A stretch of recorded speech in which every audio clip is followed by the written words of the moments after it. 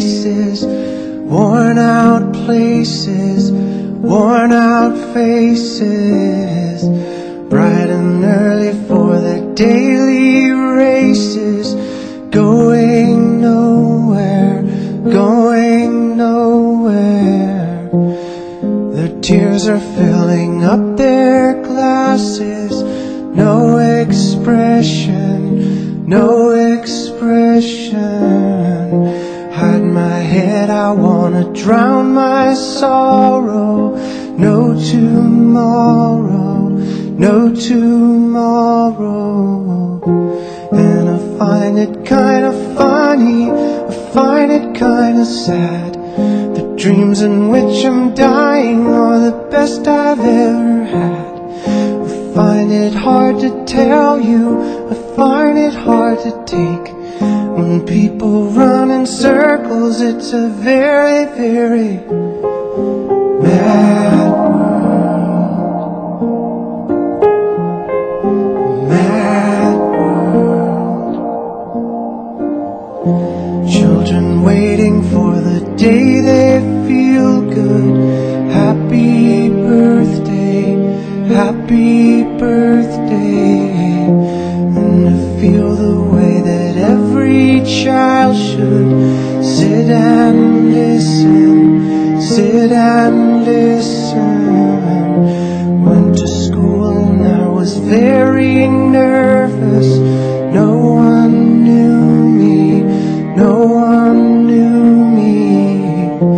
Hello teacher, tell me what's my lesson. Look right through me, look right through me. And I find it kinda funny, I find it kinda sad. The dreams in which I'm dying are the best I've ever had. I find it hard to tell you, I find it hard to take. When people run in circles, it's a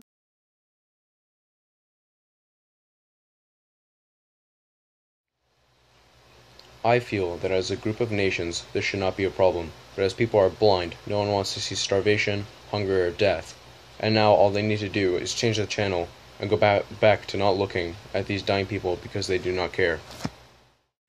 I feel that this reveals how modern advancements in technology have affected the degree to which one can feel empathy towards another fellow human being. Technology has both its pros and its cons.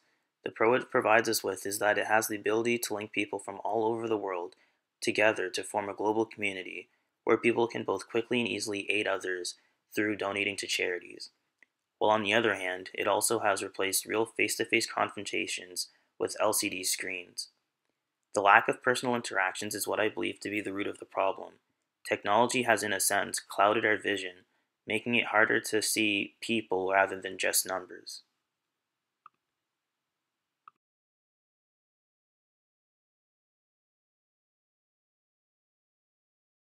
Because they are a developing nation, they are not as well funded, and the people running them don't really care about the people.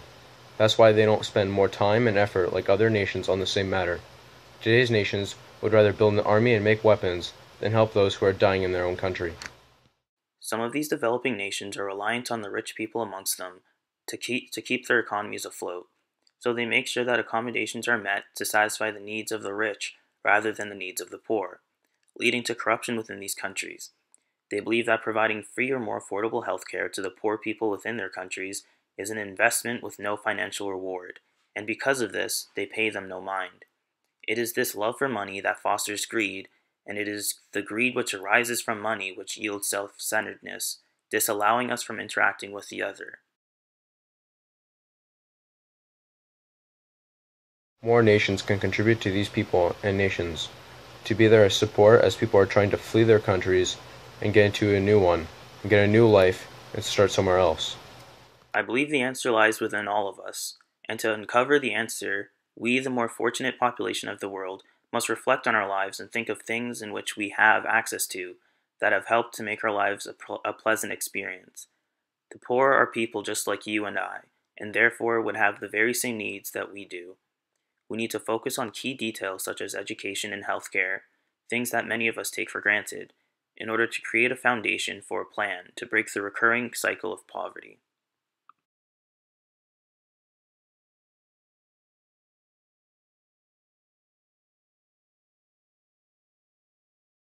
As the human race thrives, we grow in numbers, each needing more space to live and have a home. They clear space to build new homes and buildings, and wood is a resource that we use a lot of, as it builds and turns into many different things. This demand for more space and wood product is caused by the unequal sharing of resources amongst people and the love of material things. Those in our world today who have too much still want more, whilst those who have nothing need more. Differentiating between what is a want and what is a need will both benefit the sustainability of this planet for future generations, while focusing our energy towards providing for the people of today with basic life necessities.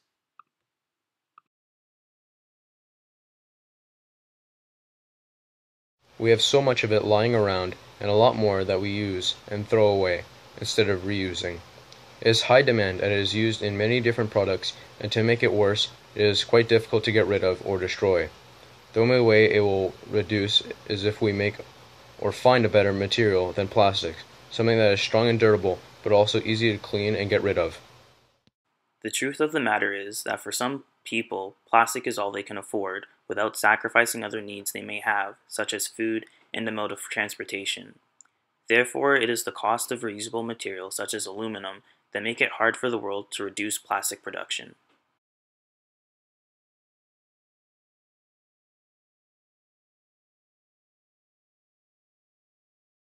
Everyone has an inner greed, that they all want certain things in this world. Some want to have a whole planet that they can control, even if it costs every soldier and civilian they have.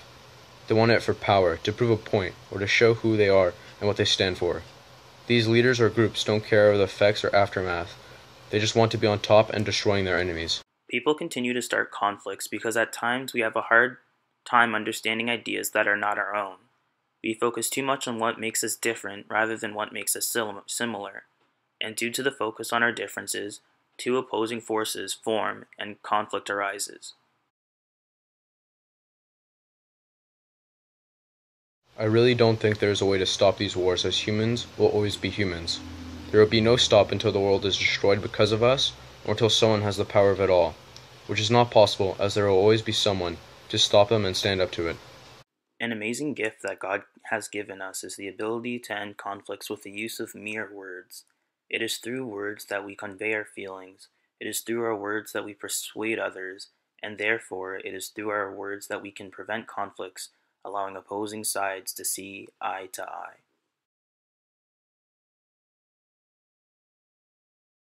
No, I don't think it was the correct response. The situation should have been solved with words and not with military action. Like in most situations, things can be resolved without any violence. Defend one's nation, but there is no need to push onto their land and start killing civilians and their people that have done nothing. In closing, these three theorists are prime examples of what makes the human race so amazing.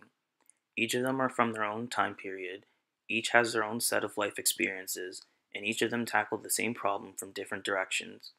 Levinas focused on the relation aspect, whilst Kant viewed ethics as an obligation, and Aristotle saw doing good to be the way to achieve happiness. I know I gave it months ago. I know you're trying to forget. I know I gave